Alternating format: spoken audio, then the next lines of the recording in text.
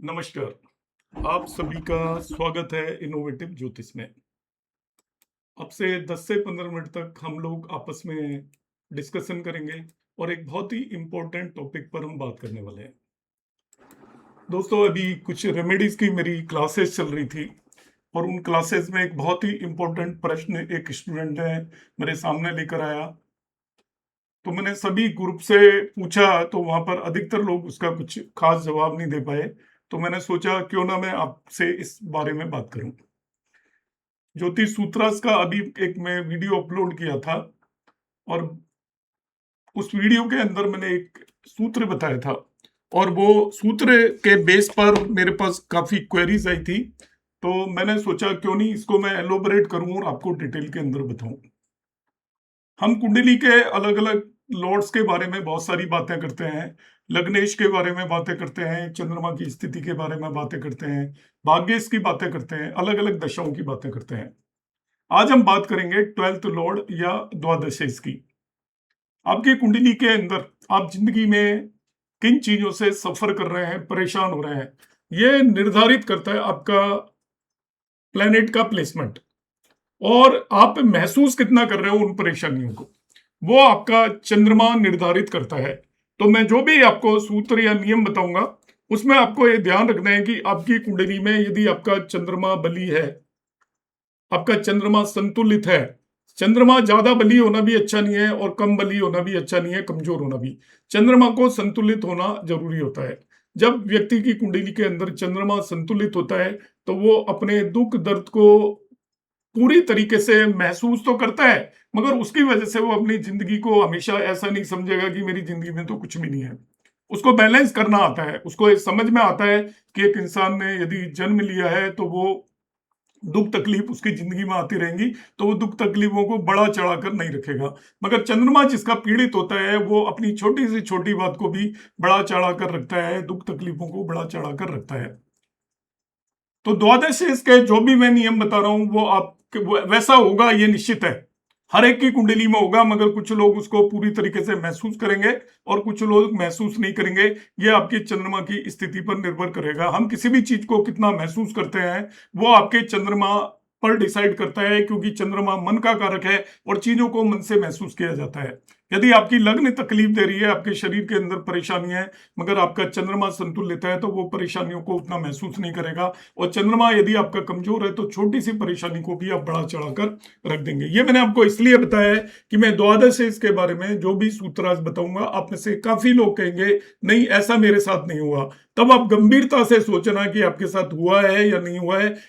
आपके साथ कोई गलत घटना हुई, आपके साथ कोई बुरी बात हुई, वो एक बात है, और आपने उसको कितना महसूस किया वो दूसरी बात है। कई बार हम बहुत बड़ी बड़ी घटनाओं को उतनी इंटेंसिटी से फील नहीं कर पाते और वो हमारी जिंदगी से सीधा सीधा निकल जाती हैं, और बाद में 10 या 20 साल बाद आपसे कोई पूछे तो आप कहोगे नहीं हमारे साथ ऐसा कुछ हुआ ही नहीं था। तो हम बात करने वाले हैं द्वादशेष की। द्वादशेष आपकी कुंडली का सबसे इंपॉर्टेंट प्लेनेट है। अब आप कहेंगे सबसे इंपॉर्टेंट प्लेनेट क्यों है? जब एक एस्ट्रोलॉजर के पास कोई भी नेटिव आता है तो वो एस्ट्रोलॉजी आपकी चेक करने नहीं आता, वो ये चेक करने नहीं आता कि आप क्या उसके बारे में प्रेडिक्शन दे रहे हैं, ये नहीं चेक करने आता कि पास्ट की हमने उसको कितनी बातें बता दी कुंडली देखकर। वो हमारे पास आता है समाधान के लिए। तो एक एस्ट्रोलॉजर का काम नहीं तो प्रेडिक्शन करना होता है, न ही किसी व्यक्ति को उसकी पास्ट लाइफ के बारे में कुछ बताना होता है। उन चीजों का कोई मतलब ही नहीं है। आप पास्ट लाइफ के बारे में कुछ भी बता दीजिए, उससे क्या फर्क पड़ता है। तो समाधान और फ्यूचर के बारे में कंप्लीटली बताना बहुत मुश्किल होता है, मगर हम समाधान बता सकते हैं करंट समय पर वो व्यक्ति किस चीज की वजह से सफर कर रहा है। और जो सफर कर रहा है, तो यदि आपको जब तक यह पता नहीं चलेगा कि उसकी परेशानी की वजह क्या है, तब तक आप उसको रेमेडी नहीं दे पाओगे। और रेमेडी नहीं दे पाओगे तो आपका कोई पर्पज ही नहीं है एस्ट्रोलॉजर का। यहाँ पर रेमेडी का मतलब यह नहीं है कि हम जो चीज बताएंगे वो उसकी जिंदगी के अंदर चेंज वो कर देगी, उसको करोड़पति बना देगी, अरबपति बना देगी। रेमेडी का मतलब ये बिल्कुल भी नहीं होता। रेमेडी उपचार उपाय का मतलब होता है उस व्यक्ति को अवगत करा देना कि आपकी परेशानियों का ये कारण है, और इस कारण पर यदि आप काम करोगे अपने कर्मों के आधार पर, नियमों के आधार पर, तो आपको परेशानियों से मुक्ति मिल जाएगी। अब द्वादशेष है क्या एक्चुअली आपकी कुंडली के अंदर? 12th lord. What is 12th lord? 12वें भाव के स्वामी को हम कई तरीके से अंडरस्टैंड करते हैं, मगर मैं इसके 3 भावार्थ रचना करके बेस पर उसमें आप स्टडी करोगे तो 3 मुख्य बिंदु है। द्वादशेष क्या है? आपकी जिंदगी के सभी तरीके के खर्चों के लिए द्वादशेष बना हुआ है। आपका खर्च, चाहे आपकी लग्न का खात्मा हो उसका खर्च भी द्वादशेष है, किसी का अंग भंग हो उसके लिए जिम्मेवार भी द्वादशेष है, किसी का मकान खत्म जो बिक जाएगा चला जाएगा उसका कारण भी द्वादशेष है, किसी का कोई नियर डियर की डेथ हो जाएगी उसका कारण भी आपकी कुंडली का द्वादशेष है। लग्न के हर एक हानि के लिए, हर तरीके के लॉस के लिए, जिसमें लग्न किसी भी तरीके का नुकसान महसूस करती हो, सभी का एकमात्र कारण आपका द्वादशेष है, क्योंकि आपकी लग्न के सभी लॉसेस को नुकसान पहुंचाने की जिम्मेवारी 12th लॉर्ड की है। तो आपकी कुंडली के अंदर आपकी सभी तरीके की हानि या लॉसेस का कारण द्वादशेष है, नंबर 1। नंबर 2, आपके देखिए सोशल सेक्टर का भी, सोशल सेक्टर समाज के अंदर आपका नुकसान होगा वो भी द्वादशेष है। समाज से आप कट कर जाओगे वो भी द्वादशेष ही करेगा, उसकी जिम्मेवारी है। दूसरा जो सबसे इंपॉर्टेंट द्वादशेष का रोल है वो है आपको फाइनेंशियल एक्सपेंसेस, खर्चे। एक होता है नुकसान, एक होता है खर्चे। खर्चे का मतलब हमेशा नुकसान नहीं होता, तो आपकी जिंदगी के अंदर जिस भी चीज का खर्च करना है आपको वो द्वादशेष ही खर्च करवाएगा। आपका दिमाग खर्च भी द्वादशेष कराएगा, आपके पैसे को खर्च भी द्वादशेष कराएगा। तो आपके जितने भी तरीके के एक्सपेंसेस होंगे वो सभी का कारक द्वादशेष है। और इसी तरीके से आपके जिंदगी में जो भी आप इन्वेस्ट कर कर जाओगे और दूसरे लोगों को देकर जाओगे, आप जो भी अपने नीचे आपकी जनरेशंस को देकर जाओगे, जब आपका अंत होगा वो सभी का कारण द्वादशेष है। आपके पास बाकी सभी 11 भाव जो भी जिंदगी में लेकर आएंगे, इकट्ठा करेंगे, जो भी कुछ लेकर आएंगे, द्वादशेष उस सब चीज को आपसे दूर ले जाएगा, दूर भगा देगा। या तो किसी नुकसान की तरीके से सारे 11 भाव क्या लेकर आएंगे, आपके 11 भाव आपकी माँ लेकर आएंगे, 11 भाव आपके पिता को लेकर आएंगे, छोटे बहन भाई को लेकर आएंगे, पुत्र पुत्री को लेकर आएंगे, पत्नी को लेकर आएंगे। मगर 12th लॉर्ड क्या करेगा, इनको आपकी जिंदगी से निकाल देंगे। बाकी 11 भाव आपके पास वेल्थ लेकर आएंगे, कोई गाड़ी लेकर आएगा, कोई मकान लेकर आएगा, कोई दुकान लेकर आएगा, कोई शिक्षा लेकर आएगा, मगर 12वां भाव इन सब चीजों को आपसे दूर करवा देगा। बाकी 11 भाव आपके पास धन संपत्ति इकट्ठा करेंगे, पैसे इकट्ठा करेंगे, सब कुछ करेंगे, और 12वां भाव उस पैसे को खर्च करवा देगा। 11 भाव आपके पास यहाँ पर जिस भी तरीके की चीजें आप इकट्ठा करोगे, आप एक एनवायरनमेंट बनाओगे, फ्रेंड सर्किल बनाओगे, लोगों से जान पहचान करोगे, समाज के अंदर सब लोगों को जानोगे, मिलोगे, जुलोगे, रिश्ते बनवाओगे। 12वां भाव इन सभी चीजों को तोड़ देगा और 12th द्वादशेष आपको ऐसी जगह पर ले जाकर बिठा देगा जहां पर ना आपका परिवार होगा, ना होंगे रिश्ते होंगे, ना नाते होंगे, जिसे हम जेल, योग, हॉस्पिटल या आपका आइसोलेशन बोलते हैं। तो द्वादशेष जो प्लेनेट है वो बहुत इंपॉर्टेंट है। आपको यदि किसी व्यक्ति की कुंडली के अंदर कोई व्यक्ति आपके पास आया और वो आकर कहता है कि मैं इन परेशानियों से जूझ रहा हूं, देखिए मैं आपको ऑलरेडी बता रहा हूं, मेरा ऐसा मानना है कि हमें किसी की पास्ट लाइफ में क्या घटनाएं हुई उसको बताने का कोई पर्पस नहीं है, उसका कोई फायदा नहीं है। फ्यूचर में क्या होंगी उन्हें बताने का भी कोई भी फायदा नहीं है, कोई पर्पस नहीं है। अब आज के समय पर उनकी उसकी परेशानियों को समझो। अब आपकी जिंदगी के अंदर एक जो परेशानी परमानेंट बनी रहेगी, जिसको आप किसी भी तरीके से ओवरकम नहीं कर सकते, आपकी जिंदगी के अंदर किस चीज की हानि होगी, किस चीज के खर्चे होंगे और किस चीज की वजह से आपको आइसोलेशन होगा, अकेला रहना पड़ेगा, समाज से टूटना पड़ेगा, समाज से दूर जाना पड़ेगा, वो 12th लॉर्ड का प्लेसमेंट है। आपका 12वां भाव जिस जगह पर भी, 12वें भाव का स्वामी जिस जगह पर भी पहुंच जाएगा, आपकी जिंदगी में उस जगह से रिलेटेड कमी होना निश्चित है, क्योंकि 12वें भाव का स्वामी काम ही यही है। देखिए दू स्थानों के स्वामी, छठे, 8वें, 12वें भाव के स्वामियों को दू स्थान का स्वामी बोलते हैं। ये आपकी कुंडली में जिस भी भाव में जाकर बैठ जाएंगे उस भाव का नुकसान पहुंचाना निश्चित है, आपका हार्म होना निश्चित है। उस भाव को ये पूरी तरीके से खराब करेंगे, उस भाव पर कितने भी अच्छे असर हो, मगर छठे, 8वें, 12वें भाव के स्वामी जहां पर भी जाकर बैठ गए उस जगह को बर्बाद करेंगे। जिसको भी इन्होंने, जिसके साथ युति होगी उस चीज को भी खराब करेंगे, और जिसको एस्पेक्ट कर लिया 6, 8, 12वें भाव के स्वामियों ने, उसमें भी उस भाव के अंदर, उस प्लेनेट के अंदर भी ये कमी लेकर आएंगे। ये एक तरीके की छूत की बीमारी है। छठे, आठवें, 12वें भाव के जो लॉर्ड है वो छूत की बीमारी से ग्रसित है। ये जिसके साथ जाएंगे, जिस जगह पर जाएंगे, जिसको देख लेंगे, उन सभी में वो छूत की बीमारी लेकर चले जाएंगे, उन सभी को पीड़ित कर देंगे, बीमार कर देंगे, ऐसा आप मानकर चलिए। छठे और आठवें भाव के स्वामियों के जो आपके सिग्निफिकेशन है उनकी बाद में बात करेंगे। आज मैं द्वादश से 12th लॉर्ड के बारे में आपसे बात करने के लिए बैठा हूं। दोस्तों, आप यदि एस्ट्रोलॉजी सीखना चाहते हो तो मेरे पास सभी तरीके की एस्ट्रोलॉजी के रिकॉर्डेड वीडियो कोर्सेज अवेलेबल है।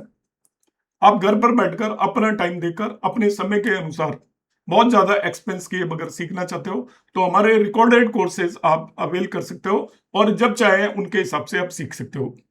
रेमेडीज का, जैसे मैं भी आज रेमेडी की बात कर रहा हूं, तो ये मेरी कॉलेज की क्लास थी, उसमें क्वेश्चन आया था। रेमेडीज का मेरा कोर्स पर्सनल होने वाला है 7th में से। यदि आप ज्वाइन करना चाहते हैं तो उसको ज्वाइन कर सकते हैं। मेरा नंबर है 9013798899। उस पर व्हाट्सएप मैसेज करें, कृपया कॉल ना करें क्योंकि कॉल पिक करना पॉसिबल नहीं होता। अब आ जाता हूं मैं वही द्वादश पर, 12th लॉर्ड। देखिए, आपका 12th लॉर्ड किस जगह पर जाकर बैठा है, बस आपकी कुंडली में उस जगह से रिलेटेड नुकसान लिखा हुआ है, होगा ही।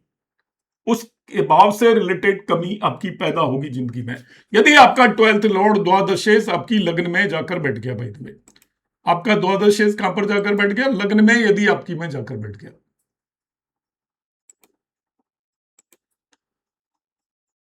एक मिनट देखिए, हम एक कुंडली बना लेते हैं।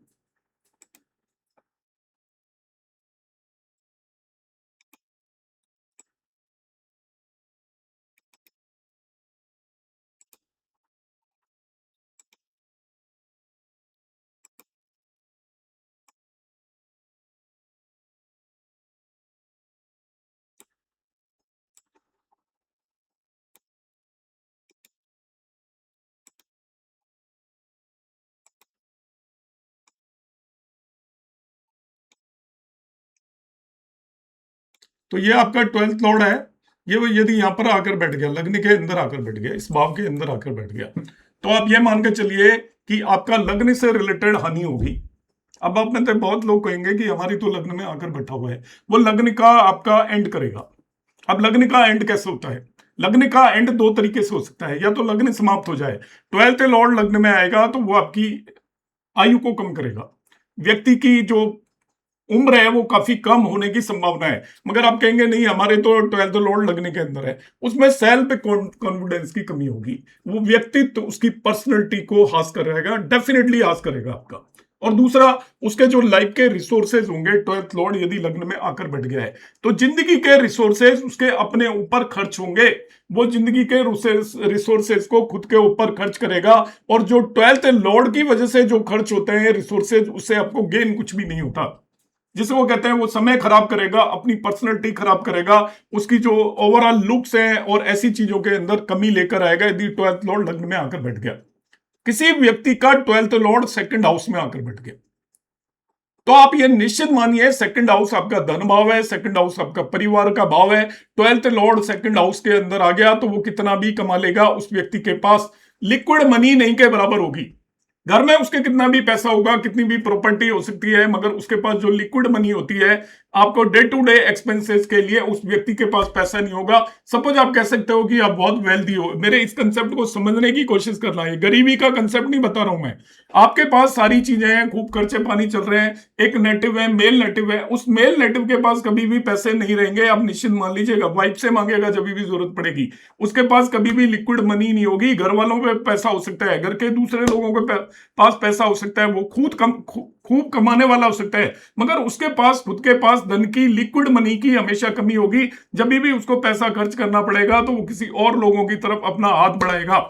इसी तरीके से ऐसे व्यक्ति को परिवार से दूर जाने के बहुत स्ट्रॉन्ग योग बनते हैं, वो अपनी एक्सटेंडेड फैमिली से दूर रहेगा। ऐसी परिस्थितियां होंगी कि आपका, उसका पूरा परिवार, सपोज एक गांव में रहता है, मैं एग्जांपल के लिए मान लेता हूं, पूरा परिवार अहमदाबाद में रहता है, उसके चाचा ताऊ जो भी भाई बहन, वो उस व्यक्ति को हो सकता है चेन्नई में जाकर रहना पड़े, क्योंकि सेकंड हाउस का लॉस करेगा जब भी 12th लॉर्ड सेकंड हाउस में आएगा।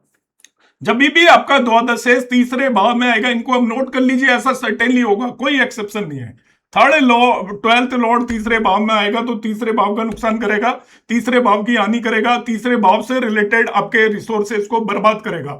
तो तीसरे हाउस से रिलेटेड आपके रिसोर्सेज क्या है, आप अपने शौक, हॉबीज को रिप्रेजेंट करता है तीसरा भाव। जो आपके शौक हैं वो ऐसे शौक पाल लोगे जिनसे आपको जिंदगी में कुछ भी गेन नहीं होने वाला है और आपके सारे रिसोर्सेज खत्म होंगे। आपके साहस में कमी लेकर आएगा जब भी 12th लॉर्ड आएगा तीसरे भाव में। तीसरे भाव से रिलेटेड सिग्निफिकेशंस को खराब करेगा। आपको यंगर ब्रदर, यंगर सिस्टर का लॉस हो सकता है, यदि है तो आप उनके साथ नहीं रहोगे, उनसे दूर रहोगे, उनके प्यार से दूर रहोगे। इसी तरीके से यदि 12th लॉर्ड आपके 4th हाउस के अंदर आ जाता है तो 4th हाउस से रिलेटेड कमी लेकर आएगा, हानि लेकर आएगा। 12th लॉर्ड 4th हाउस में आने का मतलब है आपके घर की वजह से एक्सपेंसेस होंगे, आपके घर पर पैसा बर्बाद होगा। यहां पर एक्सपेंसेस का मतलब बर्बादी भी है कुछ हद तक। मदर पर, और मदर का भी नुकसान को रिप्रेजेंट करता है, मदर की कमी को रिप्रेजेंट करता है। ऐसे व्यक्ति की या तो मदर नहीं होगी, मदर है तो उससे मदर से दूर रहना पड़ेगा, मदर का पूरी तरीके से उसको प्यार नहीं मिलेगा, ऐसा हम मानकर चलेंगे। मदर पर उसके रिसोर्सेज भी यदि खर्च होंगे, इनमें से कुछ ना कुछ बात डेफिनेटली होगी। आपका व्हीकल पर उसके रिसोर्सेज खत्म होंगे मगर वो एंजॉय नहीं करेगा, ध्यान रखने का। हानि को रिप्रेजेंट करता है आपका, आप यदि व्हीकल लेते हो, कार लेते हो, स्कूटर लेते हो, एक्सीडेंट होने के पूरी तरीके से योग बनते हैं, गाड़ी के चोरी होने के पूरी तरीके से योग बनते हैं, या आप गाड़ी लोगे वो आपको लगातार तंग करती रहेगी, परेशान करती रहेगी, क्योंकि 12th लॉर्ड जब चौथे भाव में आएगा तो चौथे भाव से रिलेटेड बहुत सारे सिग्निफिकेशन है, किसी न किसी अधिकतर सिग्निफिकेशंस में आपको हानि होने वाली है। इसी तरीके से 12th लॉर्ड यदि 5वें भाव में आ गया तो इन्वेस्टमेंट के थ्रू आप लूज करोगे। आपके जो शौक है एंटरटेनमेंट की वजह से आपको धन की हानि होगी। पुत्र और पुत्री से रिलेटेड आपको कुछ कमी रहेगी डेफिनेटली जिंदगी के अंदर, क्योंकि 12वां भाव जहां पर भी जाएगा उस जगह में कमी पैदा करता है। एक सेंटेंस याद कर लीजिएगा, 12वें भाव का स्वामी जिस जगह पर जाकर बैठेगा उस जगह में कमी पैदा कर देगा। कमी का मतलब जैसे आपको सपोज आप खाना खाने बैठे हैं और आपको 4 चपाती खानी है तो आपको 2 चपाती मिलेंगी, इस तरीके की स्थिति होगी तो वो कमी पैदा कर देगा। ऐसे ही यदि आपका 12th लॉर्ड यदि छठे भाव में चला जाता है, वो एक एक्सेप्शन होता है, छठे और 8वें भाव का एक्सेप्शन है, इसे हम विपरीत राजयोग बोलते हैं। तो यहां पर हम छठे और 8वें भाव में जब 12th लॉर्ड जाता है उसको अलग तरीके से हैंडल करेंगे, बाकी सारे भावों में एक तरीके से हैंडल करेंगे। 7वें भाव में आ जाएगा तो आपकी पार्टनरशिप के अंदर कमी प्रोड्यूस करेगा। उसको जो अपोजिट पार्टनर की कमी होगी, सपोज उसकी मैरिज भी होगी तो वो काफी समय तक अपोजिट पार्टनर के लिए तड़पता रहेगा, ऐसा आप कह सकते हो। और मैरिड लाइफ के अंदर भी उसको कमी महसूस होगी, ये निश्चित है, आप ये मानकर चलिएगा, क्योंकि वो कमी लेकर आएगा। 12th लॉर्ड 7वें भाव में आएगा तो 7वें भाव से रिलेटेड सिग्निफिकेशन में कमी लेकर आएगा। 12th लॉर्ड यदि 9वें भाव में चला जाता है तो उसको पिता की कमी महसूस होगी। कमी का मतलब ये नहीं है कि पिता नहीं होंगे, ऐसा भी हो सकता है पिता ना हो, मगर होते हुए भी पिता का प्यार पूरा नहीं मिलेगा, पिता का समय पूरा नहीं मिलेगा, पिता के साथ रहने का समय नहीं मिलेगा, या गुरु नहीं मिलेंगे। हायर एजुकेशन में कमी होगी उसकी, में भाग्य में कमी होगी। भाग्य के लिए वो हमेशा कोसता रहेगा भाग्य को कि मेरा भाग्य मेरा साथ नहीं देता। यदि 12th लॉर्ड यदि 9वें भाव में आ जाता है, 12th लॉर्ड यदि 10वें भाव के अंदर आ जाता है तो उसको कर्मों से रिलेटेड कमी महसूस होगी जिंदगी के अंदर। उसका नेम फेम नहीं होगा, जिसे हम बोलते हैं ना कि एक आदमी अपना काम करता है बहुत ज्यादा मगर उस काम का उसे वो नहीं मिलता क्रेडिट, उसको कभी भी क्रेडिट नहीं मिलेगा, क्योंकि यहाँ पर नेम और फेम की कमी होगी। जो वो काम करेगा उसकी जिंदगी के अंदर स्टेटस की कमी होगी। 12th लॉर्ड जहां पर जाएगा उस चीज में कमी लेकर आएगा। 11वें भाव में चला जाता है तो सोशल सर्किल की कमी होगी, सोशल स्टेटस कम होगा, लाभ में कमी होगी। और इस तरीके से 12th लॉर्ड जब 12th भाव में बैठा हो तो वो विपरीत राजयोग फॉर्म करता है। वो एक चीज में कमी लेकर आएगा तो किसी दूसरी चीज के अंदर वो आपकी बढ़ोतरी लेकर आएगा। इसलिए 12th लॉर्ड यदि 12th हाउस में होता है तो उतनी खराब स्थिति हम नहीं कहेंगे। 12th लॉर्ड छठे, 8वें और 12वें भाव में आ जाता है। 6, 8, 12 के स्वामी इनमें से किसी भी भाव में जाकर बैठ जाए तो विपरीत राजयोग फॉर्म करते हैं, मतलब विपरीत परिस्थितियों में भी आप में लड़ने की ताकत पैदा करेंगे और आपका उतना हानिकारक नहीं होगा। इन जनरल नट सेल में आप ये याद रख सकते हो कि आपका द्वादश आपकी जिंदगी के अंदर कमियों को इंडिकेट करता है। अब यहां पर हम किसी भी व्यक्ति को किस तरीके से समाधान देंगे। आपके पास जो भी व्यक्ति आया, कभी भी एक एस्ट्रोलॉजर के पास जो भी व्यक्ति आएगा, आप ये निश्चित मानकर चलिए कि 12th लॉर्ड कहां पर बैठा है उससे रिलेटेड उसके प्रश्न लिंक्ड होंगे। लिंक्ड होंगे। ट्वेल्थ लॉर्ड कहां पर आकर बैठा है, सपोज ट्वेल्थ लॉर्ड 5वें भाव में आकर बैठ गया, डेफिनेटली उसके प्रश्न लिंक्ड होंगे उसकी इन्वेस्टमेंट से, एंटरटेनमेंट से, संतान से, इन सभी लर्निंग से, इन सभी से रिलेटेड प्रश्न होंगे। अब आपको पता चल गया ट्वेल्थ लॉर्ड उसकी कुंडली के अंदर कहां पर बैठा हुआ है, उसकी कोई दशा चल रही हो, कोई महादशा चल रही हो, जहां पर भी बैठा है वो एक नेटर प्रोमिस हो गया उसकी कुंडली में, उस भाव को पूरी तरीके से ट्वेल्थ लॉर्ड ने परमानेंट थ्रू आउट लाइफ खराब कर दिया है। दशा चल रही है तब तो कहने ही क्या है, तब तो उसको मैक्सिमम असर महसूस होंगे, मगर पूरी लाइफ के अंदर भी 12वें भाव का स्वामी जिस भाव के अंदर जाएगा वो वहां जाकर बैठा है, वो आपको कमी लेकर आएगा। तो आप उसकी रेमेडी सोचिए, उसके क्या उपचार हो सकते हैं, क्या समाधान हो सकते हैं। और समाधान का मतलब ये नहीं है कि मैं आपको कोई और तरीके की रेमेडी बताऊं, उसको एक्चुअली फिजिकली क्या करना चाहिए, अपनी दिनचर्या में क्या परिवर्तन लाना चाहिए, अपनी आदतों में क्या परिवर्तन लाना चाहिए, आपको वो किस वजह से परेशानी है उसकी, उसको हम पहचान कर उस परेशानी का जो भी समाधान उचित लगे वो उस व्यक्ति को हम बताने की कोशिश करेंगे, जिससे कि उसकी जिंदगी के अंदर कुछ परिवर्तन आए। तो दोस्तों मैंने आज यहाँ पर एक आपको नया कंसेप्ट बताने की कोशिश की है। नया कंसेप्ट है और भावार्थ रचना करके बेस पर मैंने यहाँ पर इसको कंसेप्ट को डेवलप किया और आपके सामने प्रस्तुत किया है। आपको मेरा ये वीडियो कैसा लगा कमेंट आप जरूर करें, और यदि आप एंड तक जुड़े हुए हैं तो आप वीडियो को लाइक करना ना छोड़ें। आपके लाइक करने के बेस पर हमारे वीडियोस आगे जाते हैं और ये जानकारी अधिक से अधिक लोगों तक पहुंच पाती है। नमस्कार, धन्यवाद, हरे कृष्णा।